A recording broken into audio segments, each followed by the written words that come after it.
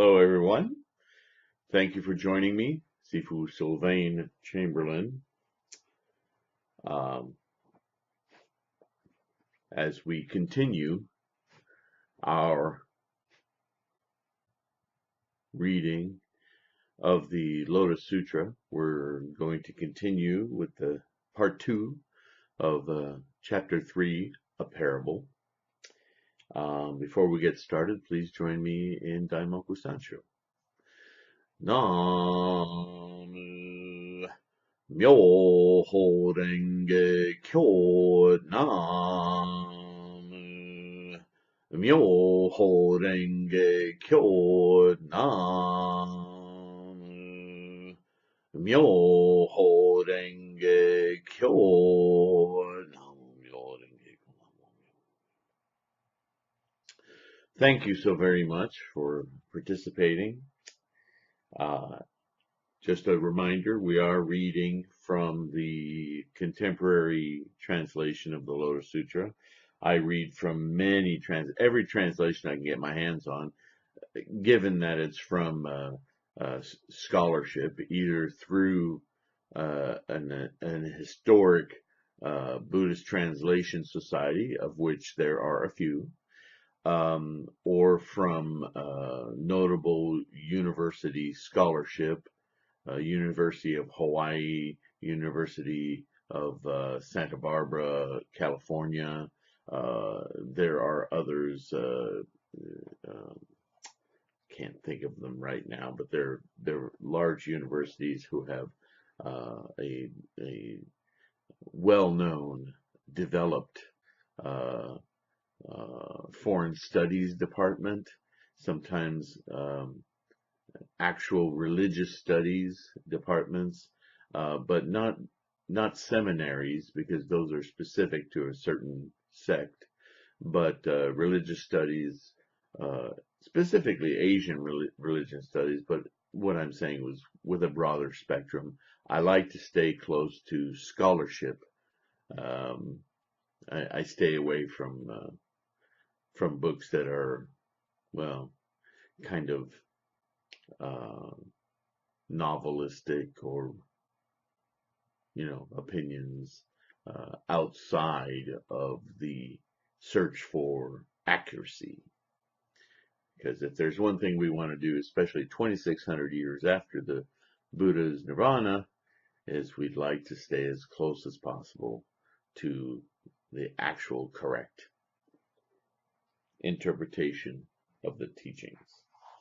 So we left off having read the parable. It's not a very long one, where Shakyamuni basically uses again a parable, a fable, a story to illustrate to his students at the time, and the students that by extension they will transmit these teachings to.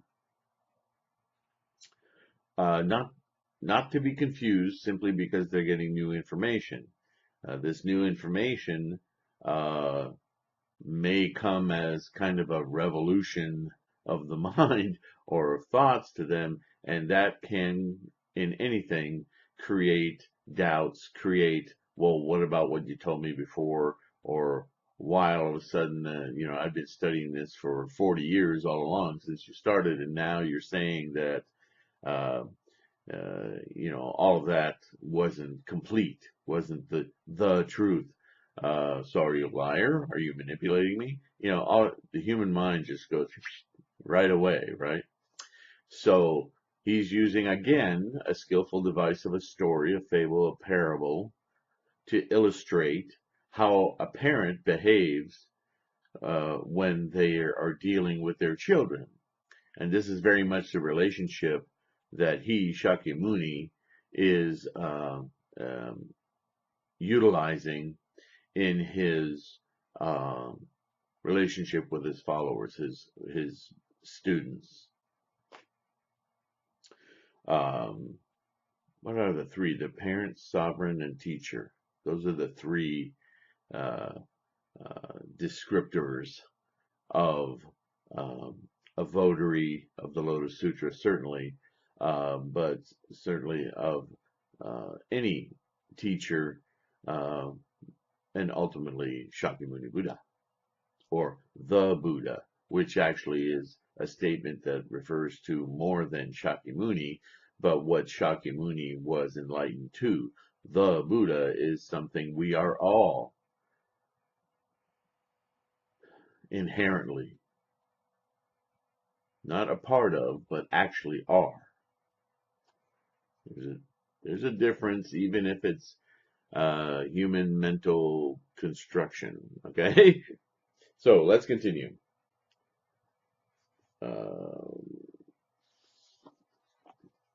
We left off. I think this is Shariputra, or no,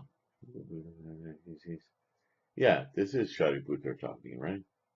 Absorbed in these things, living beings rejoice and amuse themselves without knowing or seeing or being alarmed or frightened.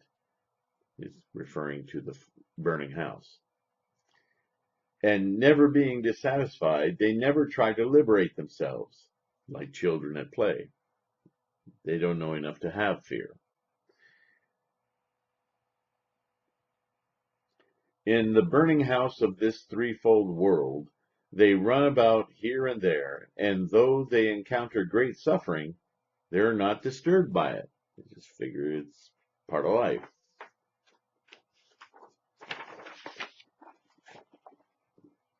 Shariputra, having seen this, the Buddha thought, I am the father of all living beings and should rescue them from suffering and give them the joy of immeasurable, unlimited Buddha wisdom so that they can find enjoyment in it. Shariputra, the Tathagata, also thought, if I used only divine powers and wisdom, setting aside skillful means, and for the sake of living beings, praised only the insight, powers, and courage of the Tathagata, living beings would not be saved. Saved from themselves, not a... Anyway. Why? As long as all these beings have not escaped birth, old age, disease, death, anxiety, sorrow, suffering, and agony, and are being consumed in the burning house of the threefold world, how can they understand the wisdom of the Buddha?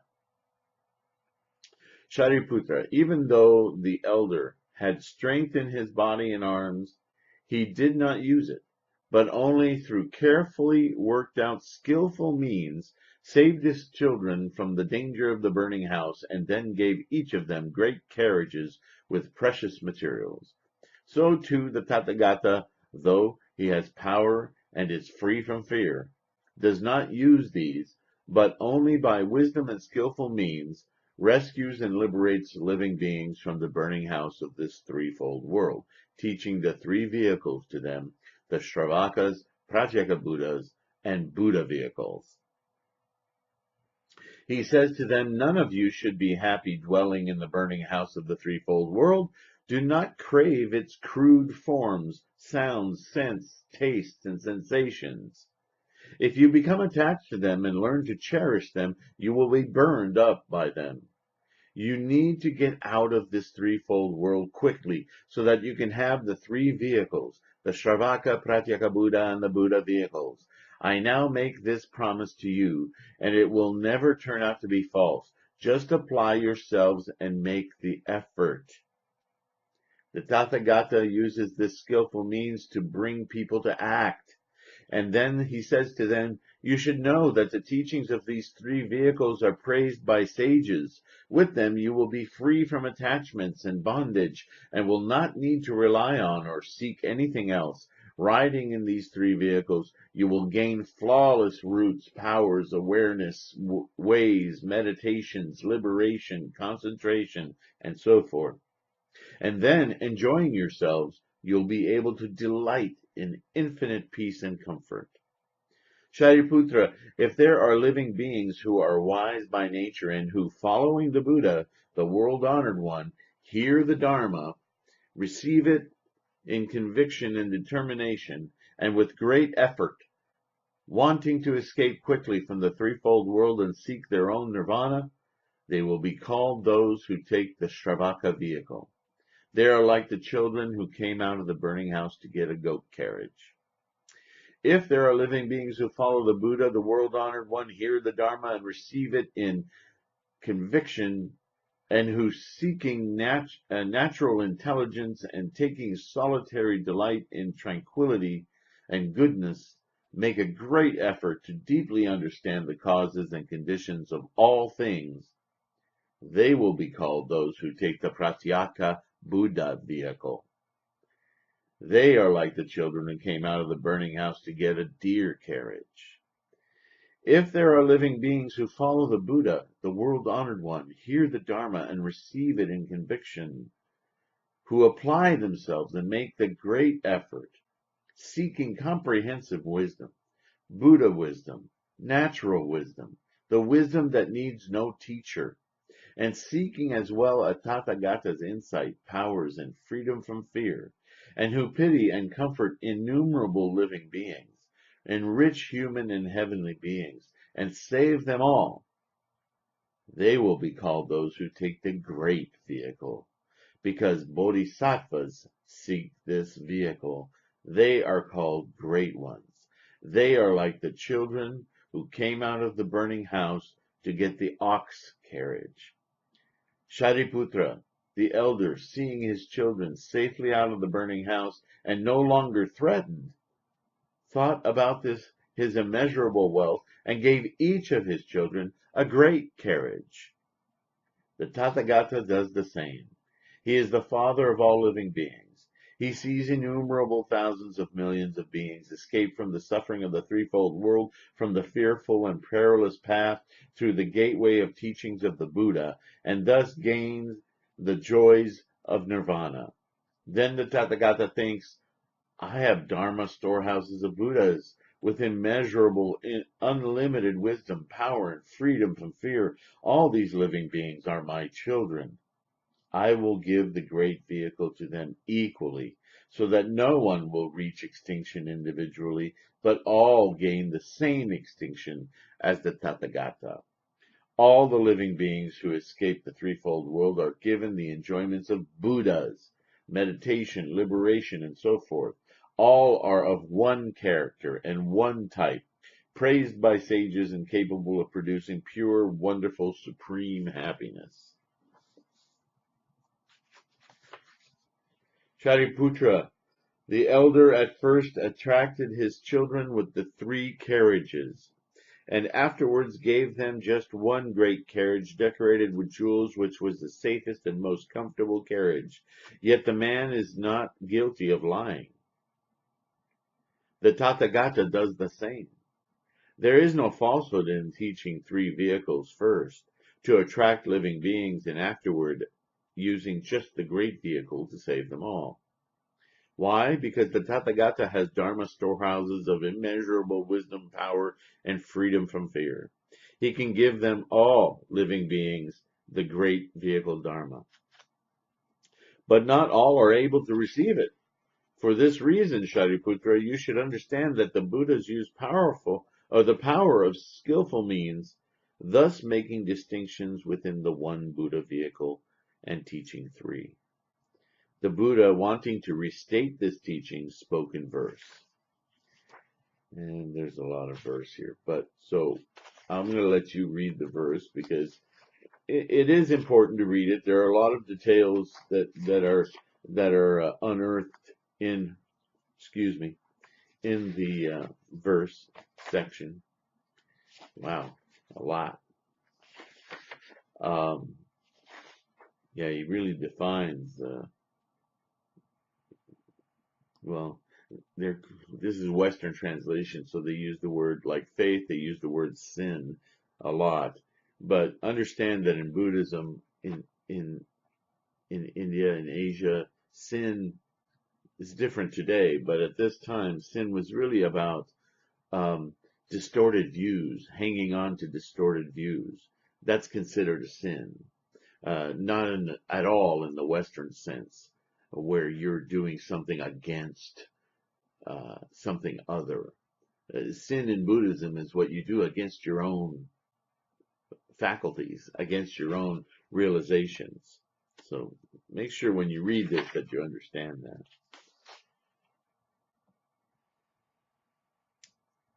I tell you, Shariputra, if I were to describe all the kinds of seekers after the Buddha way in a whole eon, I could not be able to finish. Such people can believe and understand. For them, you should teach the wonderful Dharma Flower Sutra.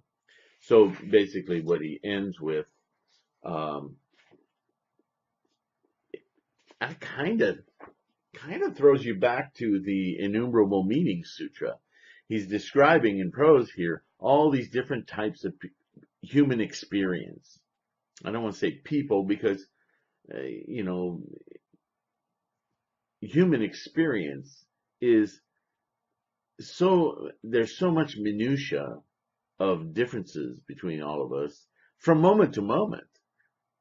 I mean, you and I are not the same people we were 7 years ago. On a cellular level, we know that. Every cell, every single cell in our body is completely new and renewed by about the 7 year mark. Everything, our heart, everything our organs are made of, our brain is made of, everything is all new, generated by our marrow, which has conducted the great symphony of stem cells becoming whatever cells are needed in the body to renew via our DNA. And deeper than that, of course, Buddhism goes all the way to the energies that spawn karmically, attach and agglomerate to create that very complex molecule of DNA, as well as every other nucleic acid, and so on and so forth. So uh, this is really what Shakyamuni is talking about, uh, is that because of that, or in spite of that, or as a result of that, um, everyone's going to enter this realization of the Buddha mind from their own individual. There may be tremendous similarities across a broad spectrum of people, cultures, societies. That's the way humans evolve, right? But every single person is going to have different little subtleties of difference in their triggers, into what excites them, what gives them uh, that will, that kinetic energy toward uh, letting go of attachments and letting go of the cravings that lead to the attachments, and therefore, over time, appeasing that kinetic desire to hang on, to have, to hold, and instead, as a replacement to, simply embrace. I wonder if birth could be a good analogy for this. The process of birth. You ladies will understand, especially if you've had a child. Um, the tremendous roller coaster of emotions and thoughts, fears, delights, the whole spectrum of experience of gestating a human being in your body. Men, try to understand the huge attachments created there, back and forth from one end it and reverse it to having no choice, to feeling victimized, to feeling empowered, to just the whole spectrum. And then, let alone the effort of the actual birth. And after all of that craziness, this huge release. Yes, emotionally, but physically, mentally, it's not just emotions are very involved because that's the nature of samsara. But if you could just look, if you could remove all of that and just look at that moment. I was there when my daughter was born, so I saw it. I saw it not only in my wife, but in my child, because we went Le Boyer, as well as uh, what everybody does with the breathing and everything. But Le Boyer is, without cutting the umbilical cord, you put the child in a warm bath to emulate the amniotic fluid. And there's no spanking or anything. You just slowly clean the child up. And she opened her eyes And when she first opened her eyes, the pupils were just, her whole eye was pupil, and it looked directly at me. Um, that changed my life. That I felt that to my core. Um, and maybe at any rate, that kind of sensation isn't, all of the other stuff disappears, even if just for a moment. There's this huge appreciation for something that isn't tangible. It's not, you can't say I appreciated this or that. It's an immersion in the process of life, the energy of life. And for a woman, I can only imagine as a man. Sorry, there's something on my screen bothering me here. Am I casual? Anyway, um, I can only imagine, ladies, the the amazing sensation of holding your baby for the first time, with the umbilical cord still attached, heartbeats in unison. This this other that is not other. You ladies should get this teaching. Like, boom. You should really get it. Because no other place in your life will you have that unique moment of sensation. It may be immediately followed with tears and abstractions and all sorts of stuff, but you can't deny that one moment where the whole world went away. The only place this happened for men and women, other than childbirth, was sometimes during sexual congress. This is why, if you look at old Indian mythologies, um, there are a lot of allusions to the sexual act within the what to call it, the signifiers of spiritual, tantric and all of that comes from uh, finding this moment uh, that transcends. I keep using that word. It's kind of annoying, but there's no better word I can think of in the English language. If you have one, please let me know. Um, but really sheds the attachments and the stuffness of life to discover this timeless zone. And timeless is a really important word in that description, because um, you'll hear, as I just read, oftentimes this threefold world, the world of past, present, future. Um, when you have that connection, when you find that bliss, when you discover that complete detachment,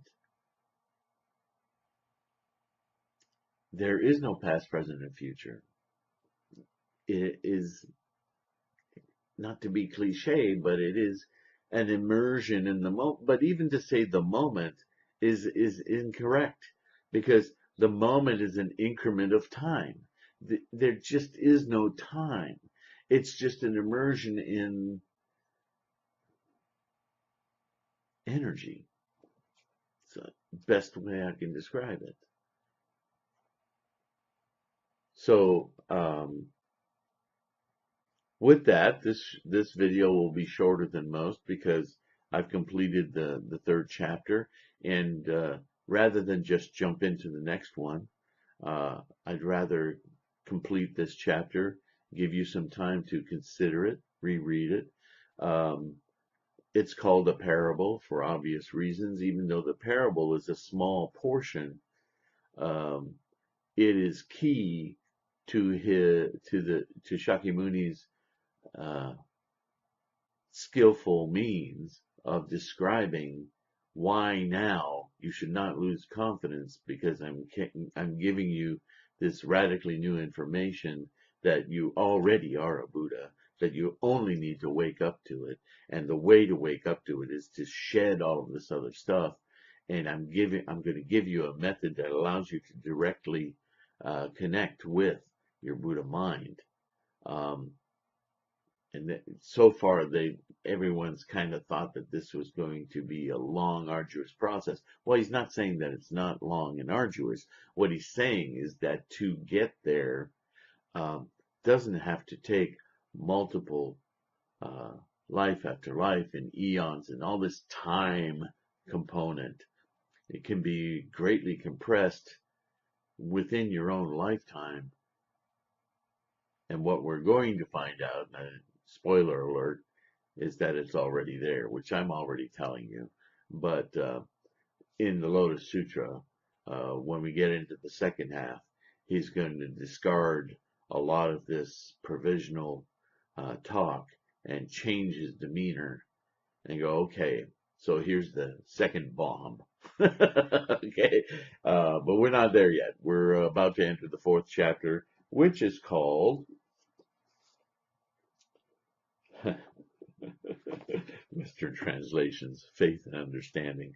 It's understand again. I'm going to take this opportunity. Faith in Buddhist terms, it's not a Buddhist term, actually. It's a Western term of Westerners trying to get scholarship to get Westerners to understand, but I think it's misleading, especially the way faith is talked about today in today's world. It's really about having a strong mind of determination, and that only occurs through study to gain conviction, to gain a very strong cellular, this is where it is, rather than the implication that you're going to receive something, that you're going to pray for something to come to you. See, that's the baggage that comes with the word faith. There's none of that in Shakyamuni's teachings. The idea is that's already there. You need to get stuff out of the way. You have obfuscations. It's not that you're lacking anything and that it needs to be given to you or come to you or in any sense earned by you. The effort isn't about earning, it's about unloading so that you can see the truth. Does that make sense? It's probably the best explanation I've given to date, so I'm going to use it again. Anyway, thank you so much for listening. Please, please, please, please make comments. If you can, go to patreon.com/TLK. Look me up. I put these videos on Patreon as an opportunity for you to help me keep doing this, help me subsist. I will keep doing this no matter what, as long as I have the equipment and so forth to do it. But as you know, none of this comes free. So here's my plea. Please help support what I'm doing. And that you can do on Patreon. I was building some support on YouTube. But when they demonetized me, they didn't send me a check for what I had already earned. They just demonetized me. So I lost whatever I had there, and I'm not getting any more. So I'm not doing this for the money. Believe me. I'm doing this because this is part of the teachings, and this is what I'm supposed to do, and I'm doing the best I can at it. And if you're listening to me, it's because somehow we're supposed to connect with one another. So please believe me deeply when I say how much I appreciate you being in my life. And that's enough. If you can, help me out through Patreon. Tell your friends, tell people you know who might be able to or not, doesn't matter. The more of us are on the planet, the greater and stronger we will be to resist the powers of war, anger, conceit, greed, discontent. This is my effort. Let's win this. Thank you so much. Damoku Sancho. 나무 묘호랭개교 나무 묘호랭개교 나무 묘호랭개교